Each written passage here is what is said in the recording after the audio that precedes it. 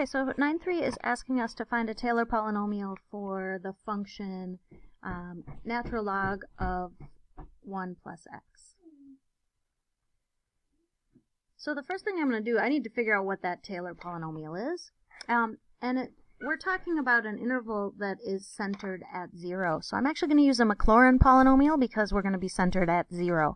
The interval we're looking at is between negative 0.5 and 0.5. That's centered at 0. So if I take a derivative, I get 1 over 1 plus x. Isla wants to say hi. Hi, hi, hi. Okay, if I take a second derivative, I get, well, this is to the negative 1 power, so I get negative 1 plus x to the negative 2 power. And if I take a third derivative, and I'm hoping that I can see a pattern so that I don't have to just keep taking derivatives because that would suck. So I'm going to bring this exponent down, so I have positive 2 times 1 plus x to the negative 3. And then I'm going to take a fourth derivative. And what I'm noticing when I do that is that I'm getting a factorial, that I keep multiplying. This is 3 times 2 times 1, but it's negative. So this is going to be negative 6, and then 1 plus x to the negative 4. So I don't know yet if I'll see a pattern, but now I'm going to plug my numbers in so that I can see if I get one. So f of 0 would be natural log of 1, which is 0. F prime of 0 would be 1 over 1 plus 0, which would be 1. Double prime of 0 would be negative 1. Triple prime of 0 would be 2. And quadruple prime of 0 would be negative 6. So then if I set up my Taylor polynomial, so p sub n would look like 0 plus 1 times x. It's on the iPad. Oh, I set a sleep timer on it. 1 over x squared over 2. You're making the sleep timer pop out. I know, we're still talking about it, right? Pause for a minute, please. So then if I do the third derivative, that would be 2 over x, 2x cubed over 3 factorial, which is 6. And the next one would be negative 6x to the 4th over 4 factorial, which is 24. If I reduce fractions a little bit, I get x minus x squared over 2 plus x cubed over 3 minus x to the 4th over 4. So that looks like what my pattern is for the Taylor polynomial, that I just, every time I get a new term, then I just do the exponent divided by that number. My signs alternate, and that is an approximation of the natural log of 1 plus x. So now my question is, how many terms do I need to be that good? Okay, I'm going to pull up Desmos because I can't use my graphing calculator on my computer when I'm at home, so I'm going to have to use Desmos to demonstrate this. So I'm going to go ahead and grab Desmos.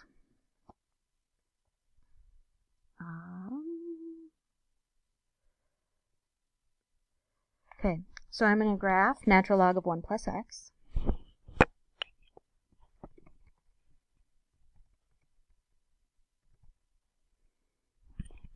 And I'm going to graph that infinite polynomial.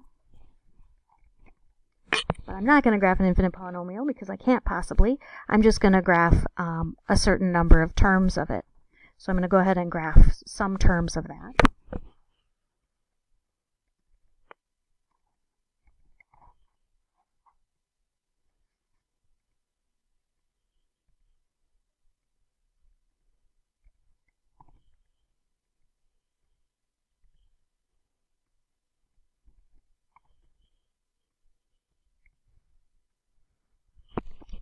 I graphed a 4th degree polynomial. Now I'm going to do the window adjustments. If I were on my calculator, I'd be in my window screen, but I'm doing it on Desmos. So I want my x coordinates be between negative 0.5 and positive 0.5 because that's where I want it to be good enough. And then I'm going to go back to my question because I can't remember. I want my air to be 0.001. So I'm going to go ahead and graph that as a horizontal line. I'm going to graph another one. So I'm going to call that h of x.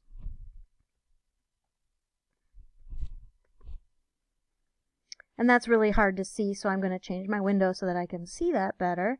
I just want to see the air. I want to see that my air is small enough. So I'm going to change this to negative 0.0002 to positive, so that I can see that horizontal line. Okay. Now, I'm not interested so much in F and G. I'm interested in the air. So for the air, I need to subtract the two. So I'm going to go ahead and subtract F minus G. It doesn't really matter which order you subtract in, but I'm going to graph what that looks like. So I'm going to call that function K.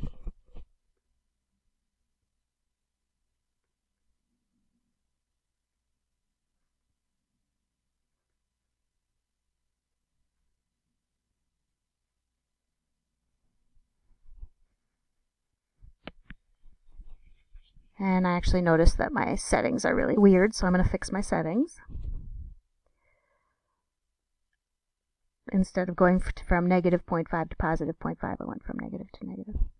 Okay, now actually, since I don't care about the sign, I'm going to take the absolute value of this.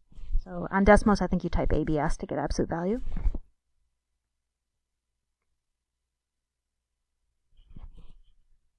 All right, now it looks like, so the air is 0.001. I currently have 4 terms, and when I graph the air, when I graph the difference between the two, the actual function and the Taylor polynomial, when it's only a 4th degree, then my air is not quite below that green line all the way out to negative 0.5. It's below that green line from like negative 0.3 to positive 0.3, but not quite far enough. So in order to get it to be better, I need to add more terms. So I'm going to try adding a 5th degree. And that looks like it bought us another 10th, but we're still not quite far enough out. So I'm going to add a 6th degree.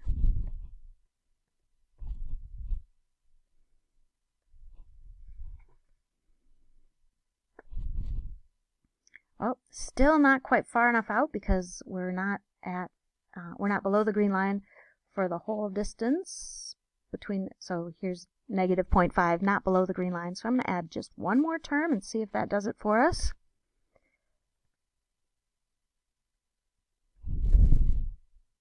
And now see how we're now below the air here. And if I slide over this way, it's good enough at 0.5 as well. So what we needed in order to be precise enough, in order for the difference between our two functions to be less than 0.001, we needed a 7th degree polynomial. We need a 7th order Taylor polynomial in order for it to be good enough. So that's why the answer had to be a 7th degree polynomial because of that graph of those two functions and the difference in the two, and then we graphed to make sure that was lower than the air. So that's how we decide, depending on what tolerance we want, we decide how many terms we're going to use for an infinite polynomial, because we can't possibly use infinitely many terms. It's just not practical. All right. Hope this helps.